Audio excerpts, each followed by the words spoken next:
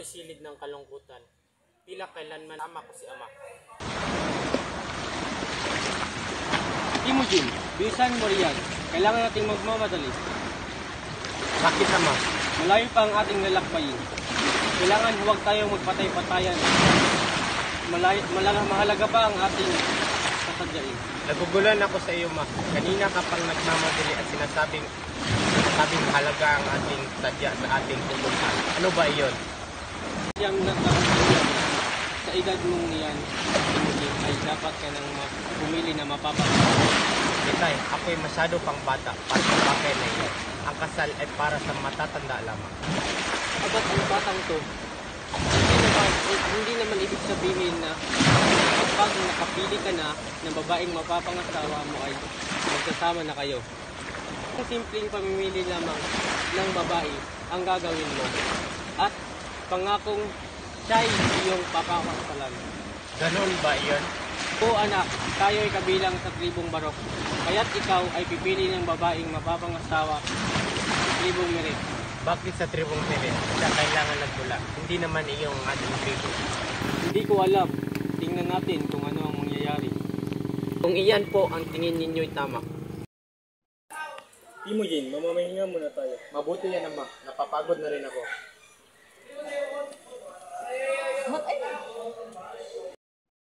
Ama, gagalugarin ko lamang ang paligid. Huwag kang lalayo at mag-iingat ka.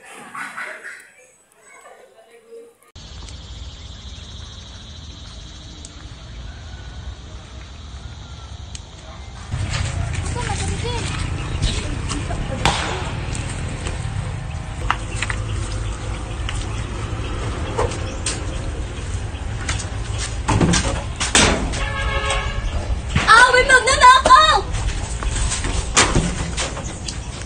Bitawan mo ako! Bitawan mo ako! Bitawan mo ako! Huwag kang sumigaw, wala akong gawing masama.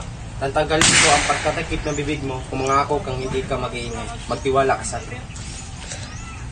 Bakit kita paniniwalaan? Hindi naman kita kilala. Maupo muna tayo.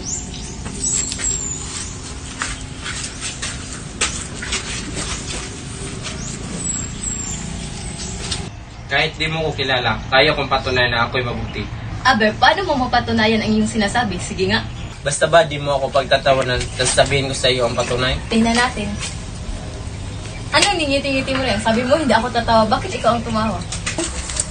Ito na, handa ka na ba? Kanina pa, ang bagal mo naman.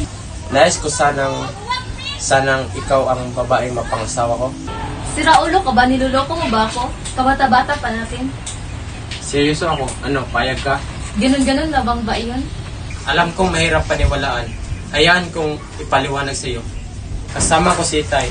Kami pupunta sa tribo ng mga Meret upang pumili ng aking mapapangasawa. Ngunit ikaw ang ibig ko. Ikaw ang pinili ko. Anong mayroon sa akin? Ba't ako pinili mo? Di ko rin alam. Ang tanging alam ko lamang ay ito ang binigay ng pagkakataon sa akin. Ikaw ang aking nakita. Kaya naman pagbigyan mo na ako.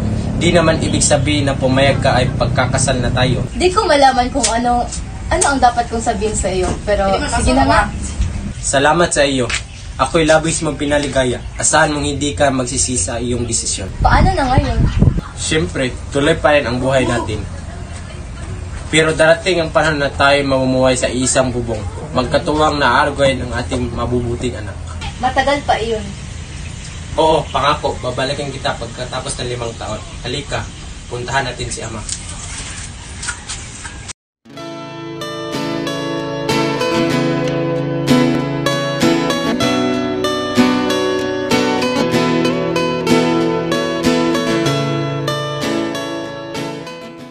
Ama, sino siya at bakit? Magandang hapon po. Kamusta po kayo? Ama, siya po palang babaeng napili ko na si Borte. Pero, paumanhin po sa aking pagdidesisyon na hindi nagpapaalam sa inyo. Pero buo po ang loob ko. Sana'y maunawaan niyo po ako. Nang desidido ka na, sino ba ako para di sumang-ayon sa iyong kagustuhan? Ang iyong buhay naman ang nakataya rito. Okay lang ba sa iyo? Opo. Kung gayon, halina kayong dalawa at kausapin natin ang mga magulang mo, Borte.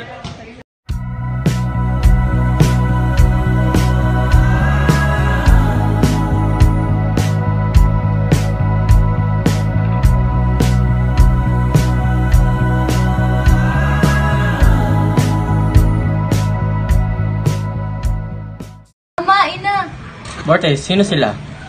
Maupo muna kayo.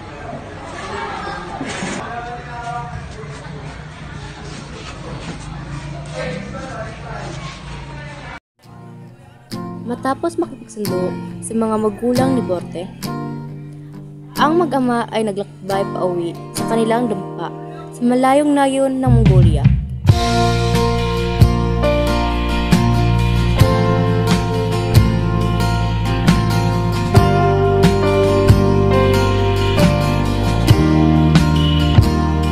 Timujin, paalam!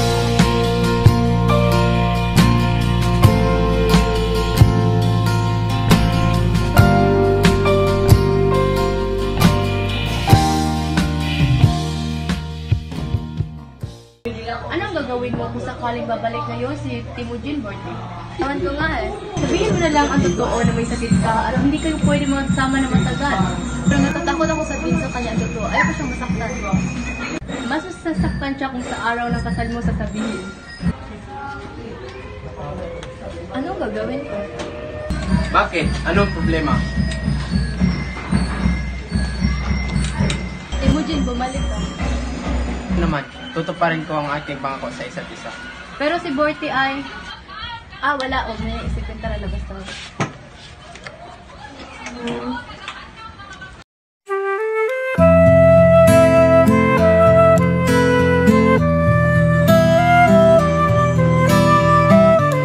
Halika, maupo na tayo.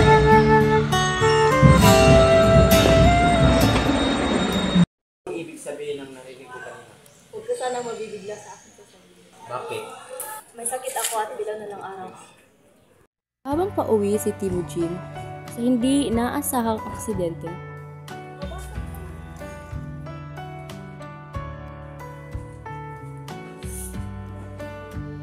makalipas ang ilang araw, si Timujin ay namaalam na at nagpadala ng liham ang ama ni Timujin upang malaman na ni Borte. Borte, may sulat ka.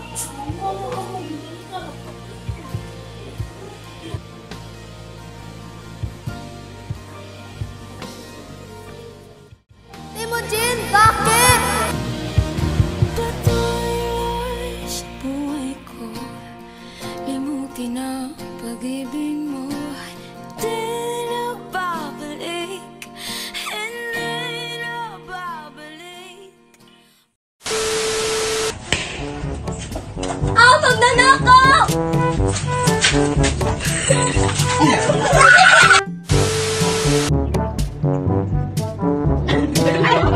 Pagtalikod ka kami! Oo, pangako, babalikan kita pagkatapos ng 5 taon. Halika.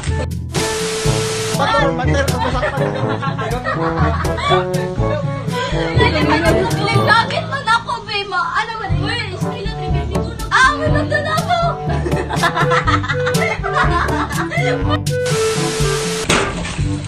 Ay!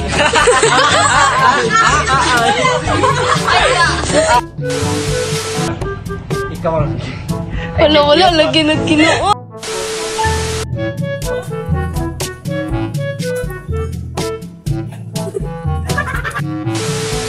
Ganang desisyon ka. Sabihin mo na lang ang totoo na may sakit ka at... Ayaw! Pisita! Para ganito ka mong katawan na, para masakitan ka. Anong gagawin mo kung sakaling babalik si Borte? Ngayon, Timujin. Hindi na ako kahit baliktad! Masusasak. Alam mo.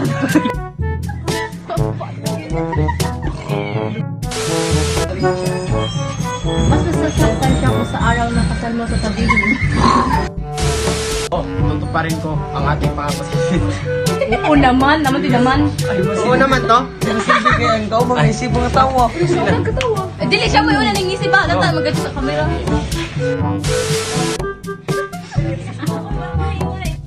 Maina. Borte, sino sila? Ano saan lagi?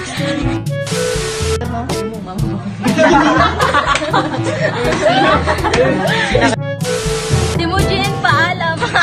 Lagi ka. May mas prime ba? Dili na ako Sige, sige. Retro.